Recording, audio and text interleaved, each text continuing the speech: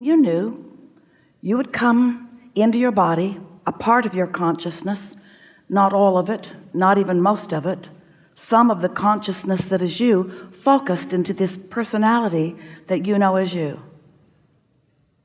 On the leading edge, in perfect, balanced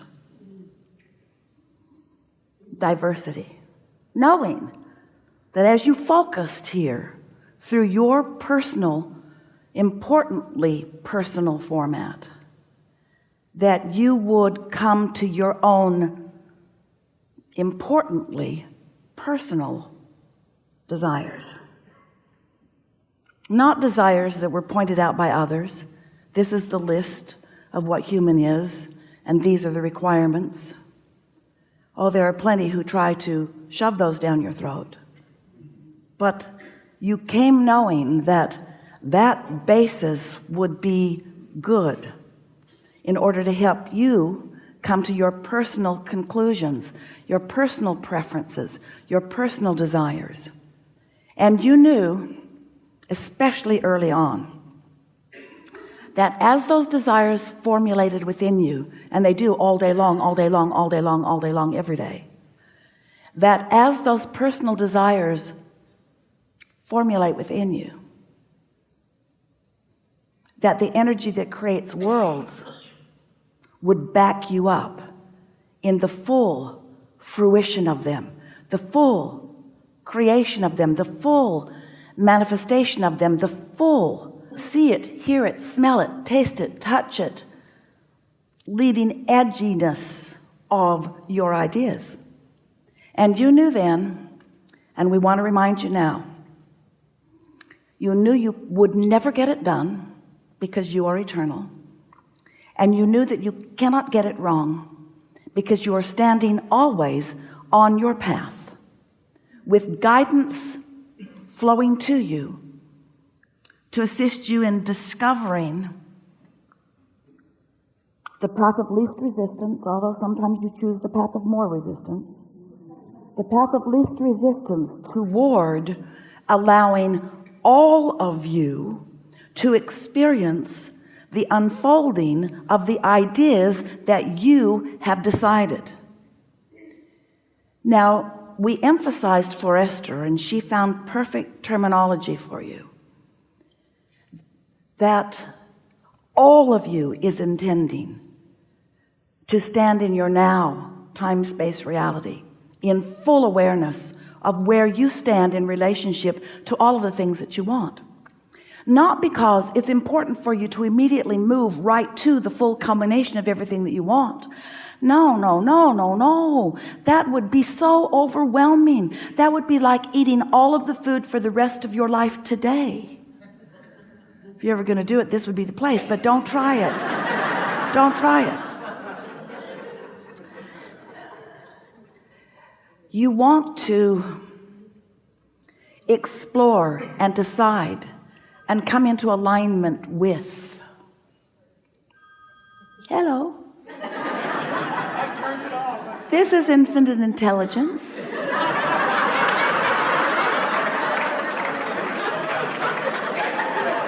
Whatever it is you want, we've got. But you have to be in the receptive mode. You were in the receptive mode.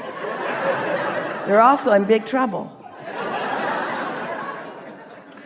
So, since you are on the leading edge, and because you are an extension of source energy,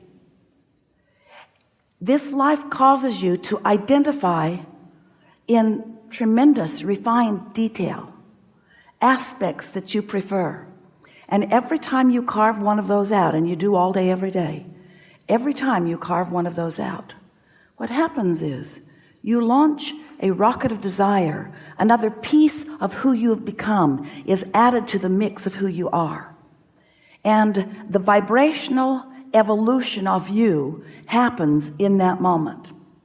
Now, we are emphasizing that the vibrational evolution of you happens because that's happening all the time. You're sifting and sorting through life experiences, and you are becoming more and more and more and more.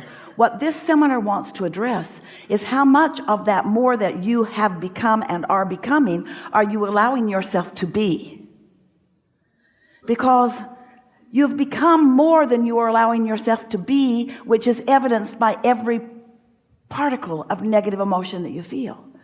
Your emotions indicate how much you are in the receptive mode, or how much you are in the allowing mode, or these all mean the same thing, or how much you are in the receiving mode, how much you are on the path of least resistance, how close to vibrational sync you are with all that you've really become. And that matters. It matters so much because, you might not know this. We want you to know this. We want you to know this. This is the thing we want you to know more than all other things put together. You must know this. It is important that you understand your level of resistance, because what you are resisting is your alignment, your receiving of the perspective of that larger part of you who is here right now with you, focused upon whatever you're focused upon right here, right now. Right here, right now with you. No matter what the now is, no matter where the now is, no matter what the conditions of the now are, source energy, the source within you, that larger part of you, has a very clear awareness and opinion of whatever it is, wherever it is.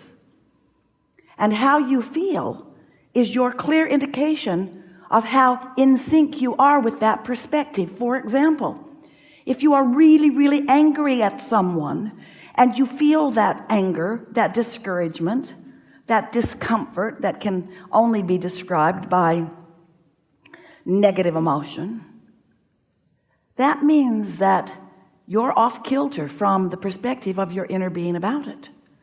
And when Esther began to realize that, she would say to us frequently, really frequently, Abraham, clearly you need more information about this.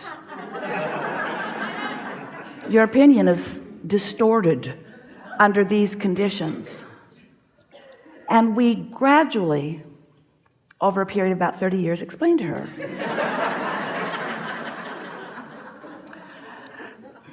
that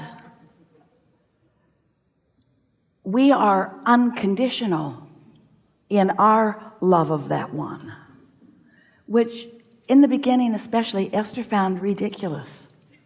What's the point of having an opinion if you cannot notice the disturbing dysfunction of others?